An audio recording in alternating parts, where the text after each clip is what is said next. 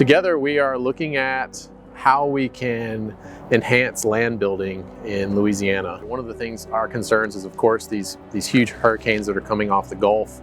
We've built a lot of engineered armored systems, but then there's the natural armor that Louisiana has enjoyed, which is our coastal wetlands, right? So when the hurricane hits these areas, it knocks down their energy, knocks down the wind action, the wave action, and so wetlands are critical for buffering our coastline from hurricanes. And so what we're proposing is, okay, rather than just relying entirely on nature in these processes, is there a way that we can engineer this system, specifically the microorganisms, to enhance this land building? And obviously these wetland systems are quite complex, and we're trying to figure out what mechanisms are at work, and then most importantly, which mechanisms can we manipulate in order to accelerate the process, specifically the microbial processes that are involved.